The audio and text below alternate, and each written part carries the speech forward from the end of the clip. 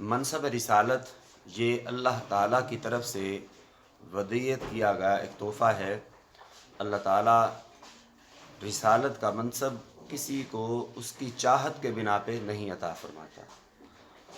آئیے اس بات کو مزید وضاحت کے ساتھ سمجھنے کی کوشش کرتے ہیں، مل کر پڑھیے۔ اعوذ باللہ من الشیطان الرجیم، بسم اللہ الرحمن الرحیم۔ وَإِذَا جَاءَتْهُمْ،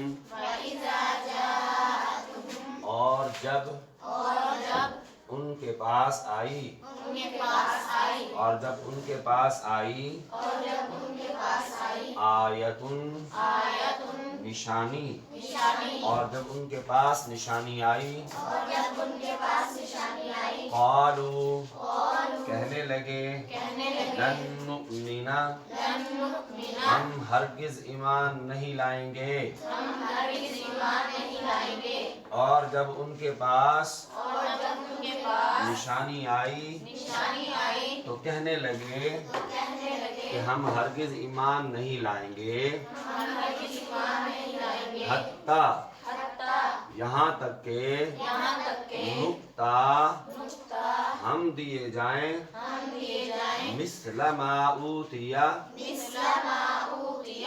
اس جیسا جو دیا گیا رسول اللہ، اللہ کے رسولوں کو، حتیٰ کہ جو اللہ کے رسولوں کو دیا گیا وہ ہمیں بھی دیا جائے۔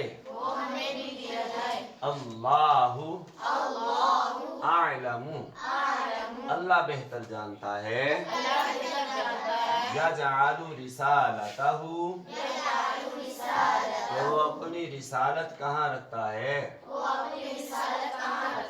اللہ بہتر جانتا ہے کہ اپنی رسالت کو جہاں رکھے۔ سَيُصِيبُ الَّذِينَ، انہیں جلد پہنچے گی، اجرموا، جو انہوں نے جرم کیا، صغار عند اللہ، اللہ کی طرف سے ذلت، اللہ کی طرف سے ذلت انہیں جلد پہنچے گی جو انہوں نے جرم کیے، وعذاب، اور عذاب، شدید، سخت، بما كانوا یمکرون، جو وہ فریب کرتے تھے اور جو انہوں نے جرم کیے تھے ان کی وجہ سے اللہ کی طرف سے ذلت اور عذاب شدید جلد پہنچے گا۔ اس آیت کے اندر اگر آپ تھوڑی سی توجہ کریں گے تو کافی ساری بات سمجھ میں آ جائے گی۔ نبی کریم علیہ السلام کو جب مکہ کے اندر رسالت کے ساتھ کتاب و حکمت کے ساتھ مبعوث فرمایا گیا، کہاں پر؟ مکہ میں۔ تو شروع میں ابتداءً جو آپ نے 40 سال عرصہ گزارا ہے، وہ 40 سال کا عرصہ آپ نے اپنا کردار اور کریکٹر اپنے لوگوں کے سامنے پیش کیا ہے۔ بات کی سمجھ آ رہی ہے؟ توجہ کے ساتھ 40 سال کیا پیش کیا ہے؟ اپنا کردار، اپنا کریکٹر لوگوں کے سامنے رکھا ہے، اور اس قدر صاف ستھرا کردار، اس قدر صاف ستھرا کردار کہ جس میں انسان کے دشمن بھی تعریف کرنے کے لیے تیار ہوں، مجبور ہو جائیں، اپنے دشمن بھی تعریف کرنے پر مجبور ہو جائیں، ایسا عظیم کریکٹر، ایسا عظیم کردار اللہ کے نبی نے پیش فرمایا ہے۔ بات کی سمجھ آ رہی کہ دشمن بھی آپ کو صادق، یعنی سچا، سب سے سچا، امین اور امانت دار کہتے تھے۔ آپ کے دشمن بھی آپ کو صادق اور امین کہتے تھے۔ کہ وہ اپنی قیمتی چیزیں اپنے گھر میں اپنے ماں باپ کے پاس رشتہ داروں کے پاس نہیں رکھتے تھے، کہ انہیں ان پر یقین نہیں تھا جتنا یقین انہیں اللہ کے رسول پہ تھا۔ 40 سالہ آپ نے جو دور گزارا ابتدائی، اور اس کے بعد جب اللہ نے اعلان نبوت کا حکم دیا تو پھر اس کے بعد لوگ جو دشمن تھے اور زیادہ کھل کر سامنے آئے، اور انہوں نے کہا کہ اللہ نے انہیں رسول بنانا تھا، یہ رسول ہیں اللہ کے۔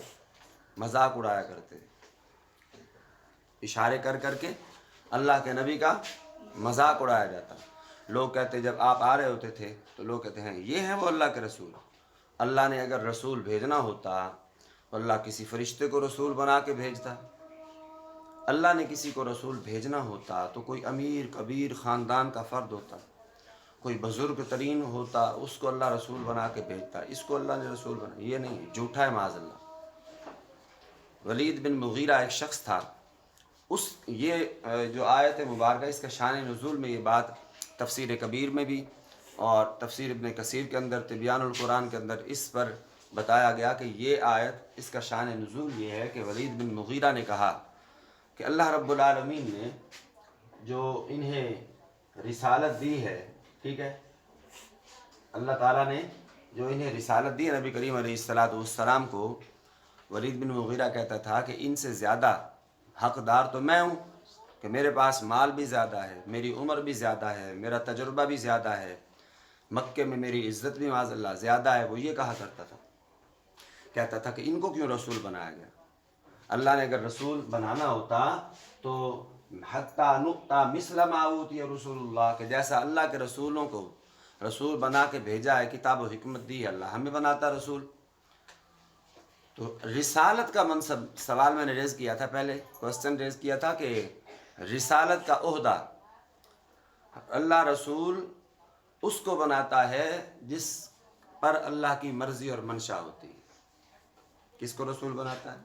جس پر اللہ کی مرضی اور منشا ہوتی ہے۔ اللہ جسے چاہے رسول منتخب فرما دے۔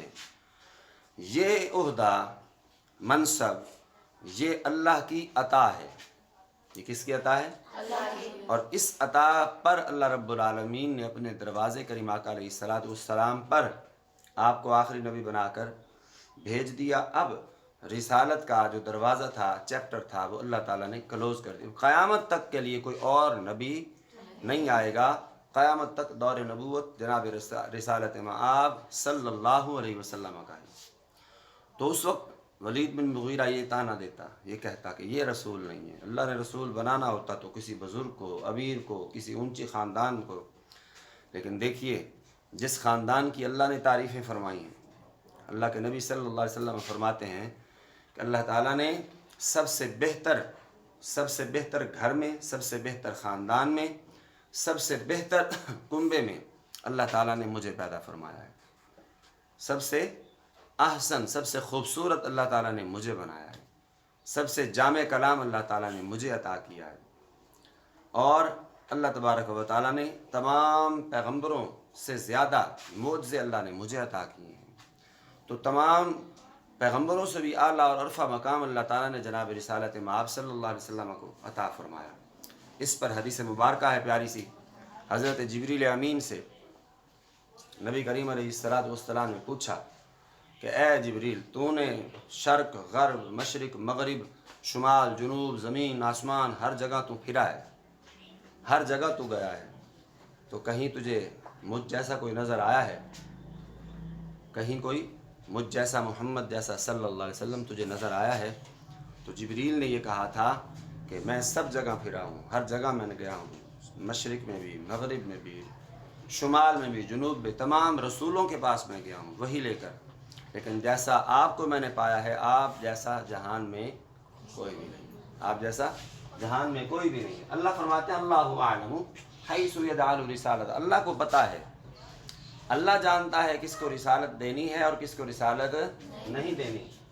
اور یہ جو مکر کرتے ہیں کافر، مشرک مکر کر رہے ہیں نا، یہ جو مشرک مکر کرتے ہیں، فریب کرتے ہیں، اللہ فرماتے ہیں ان کو ان کے اس جرم کی وجہ سے اللہ ذلت بھی دے گا اور عذاب شدید بھی انہی کو ہوگا جو اللہ کے مقابلے میں کھڑے ہوئے ہیں جو اللہ رب العالمین پر تان کر رہے ہیں کہ اللہ نے رسالت انہیں کیوں دی ہے، اللہ ہمیں دیتا۔ اس مکر اور فریب پر اللہ رب العالمین نے یہ فرماتے ہیں کہ انہوں نے یہ جو جرم کیا ہے، اس کی جرم کی سزا میں انہیں دنیا میں بھی ضلالت ہوگی، آخرت میں بھی ذلیل ہوں گے۔ یہ دنیا کے اندر بھی ان کو عذاب اور آخرت کے اندر بھی عذاب ہے ان کے لیے، اور قیامت تک یہ عذاب میں مبتلا رہیں گے، پھر وہاں سے ان کو دوزخ میں پھینکا جائے گا جہاں ہمیشہ ہمیشہ یہ پڑے رہیں گے۔ تو اس لیے اللہ رب العالمین کو یاد رکھا کریں، اللہ کی بارگاہ میں یہ دعا کیا کریں، اللہ ہم سب کو اسلام پر چلنے کی اور ایمان پر ہم سب کا خاتمہ فرمائے، آمین۔ وآخر دعوانا ان الحمد للہ۔